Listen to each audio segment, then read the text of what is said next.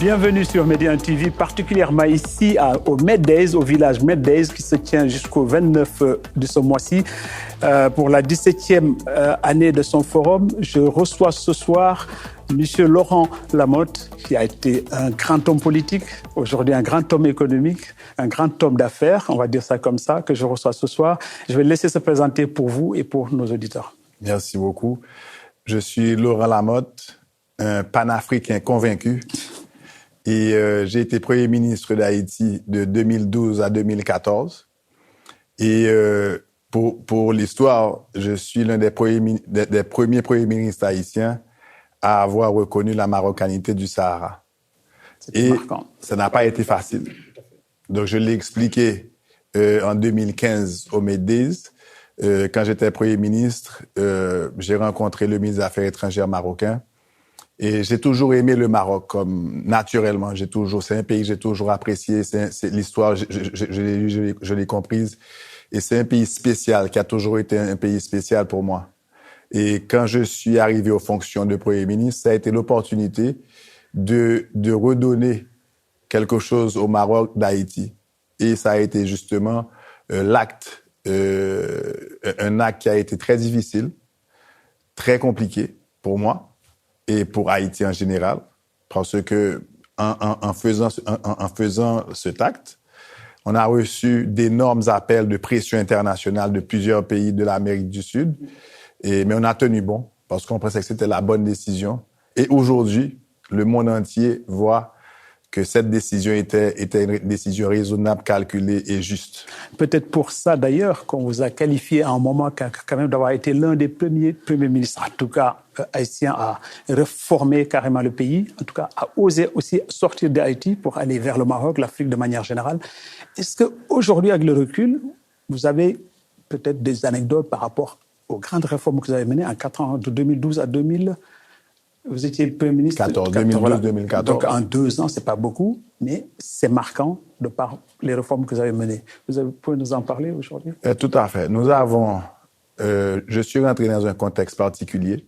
C'était juste après le séisme qui a quand même tué plus de 250 000 Haïtiens et qui a blessé plus de 500 000 personnes. Et je suis rentré avec une expérience beaucoup plus d'homme d'affaires, une expérience économique beaucoup plus que politique. Donc, j'ai voulu rapidement mettre en place une équipe de travail et un plan. Et j'ai commencé comme ministre des Affaires étrangères pendant 6 mois, où j'ai institué le principe de la diplomatie d'investissement. Parce que j'avais compris rapidement que pour développer un pays, il faut avoir l'assistance et la solidarité internationale. Pas seulement avec les moyens qu'on avait en Haïti, qui étaient très peu à l'époque. Donc tout était détruit. L'aéroport international avait été détruit, le port avait été détruit. Il n'y avait qu'un seul aéroport. Haïti n'avait qu'une seule porte vers le monde. Cette porte avait été totalement détruite. Donc il fallait recommencer pratiquement de cendres, pratiquement de zéro pour tout reconstruire. Et en 2 ans et demi, en 31 mois, on a fait le maximum pour y arriver là. Quelle a été la réforme la plus structurante? C'était celle-là? C'est la reconstruction, principalement.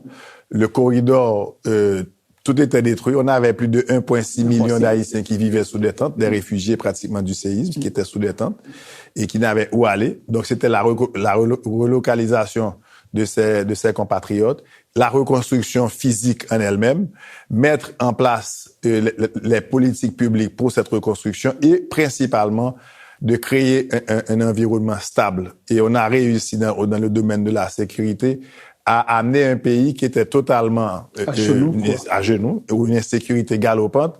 On a pu mettre hors d'état de nuire la majorité des gangs criminels qui menaçaient notre société à l'époque, et aussi redonner à Haïti une sécurité, et à tel point qu'on est devenu le 2e pays le plus sûr des Caraïbes. Ça, c'est un pays qui n'était pas gagné d'avance, par contre. Non, c'était une situation très compliquée, avec des forces de sécurité très faibles. Donc, il a fallu investir dans cette force de sécurité. Il a fallu croire aussi aux rêves haïtiens.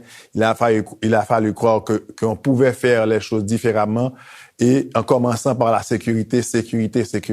Mais aussi, vous avez beaucoup misé sur la technologie, l'innovation, par exemple aussi. En peu de temps, ça a peut-être permis aussi de changer un peu la situation qui était pas gagnée aussi d'avance parce que, vous l'avez décrit, la situation était tellement compliquée. Encore aujourd'hui, je pense qu'Haïti traverse encore une crise qui n'est pas carrément résorbée. Donc, cette approche technologique et d'innovation vous a permis aussi de faire un bond en avant. Pour nous, oui. Tout à fait. Et j'ai toujours cru en l'approche technologique ouais. Pour développer et pour communiquer. Nous avions eu à l'époque un système de communication ouverte.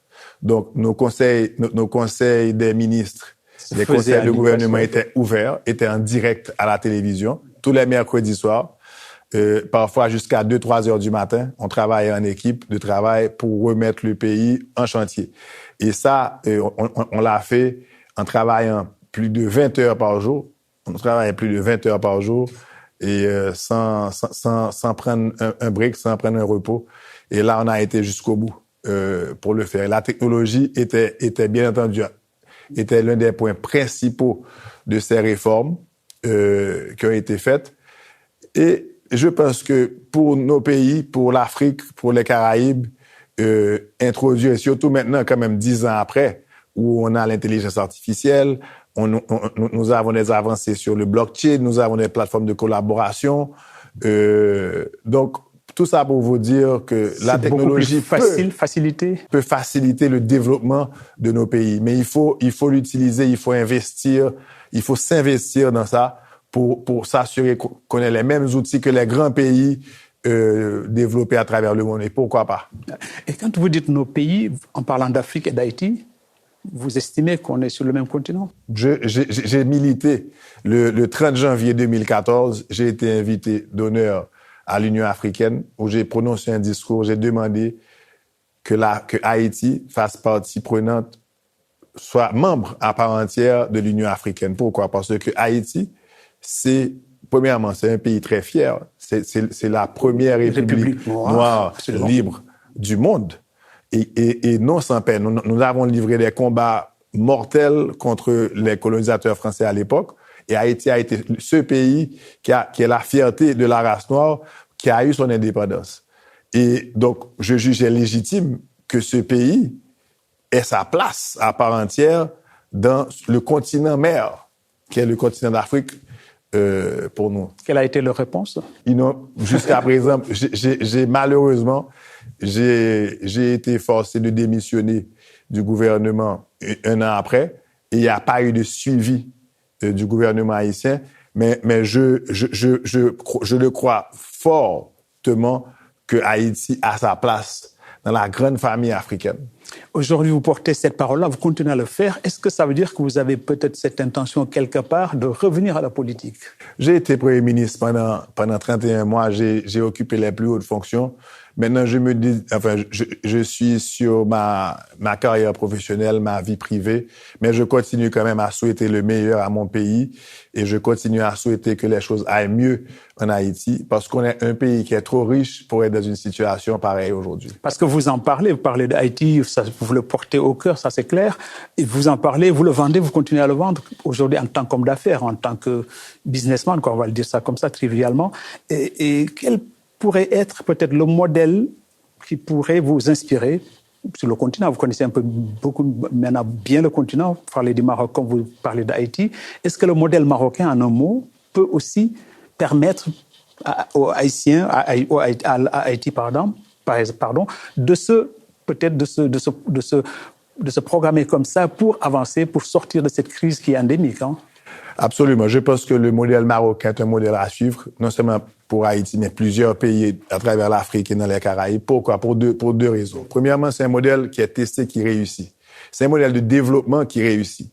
C'est un modèle aussi qui n'a pas de complexe. Ça veut dire que vous êtes au Maroc, vous allez en France, et quand même le gouvernement marocain, les autorités marocaines sont respectées partout dans le monde. Ça, c'est un. Deuxièmement, c'est la continuité politique qui permet d'avoir ce développement durable. par exemple, un pays comme Haïti, on a eu près de 30 gouvernements en 30 ans. Donc, ça fait une moyenne d'un gouvernement par an. Avec un modèle... D'ailleurs, moi, pour vous donner un exemple, moi, j'étais le premier ministre de gouvernement élu démocratiquement qui a duré 31 mois. Donc, je suis celui qui a servi le plus longtemps, en 31 mois. Et 31 mois pour un pays qui a été détruit, c'est absolument rien. C'est absolument rien. Même s'il n'était pas détruit, bien sûr, c'est absolument rien. 31 mois dans la vie d'un pays déjà, c'est pas rien. En tout cas, je pense que Haïti vous tient à cœur, vous le tenez aussi à cœur. Malheureusement, on a très peu de temps pour en parler beaucoup plus que ça. Je vous remercie et remercie tous nos téléspectateurs de nous avoir suivis sur cette édition. Je rappelle encore, c'était la 17e édition. Je pense que vous êtes là depuis 2015. Vous venez depuis 2015 à ces éditions.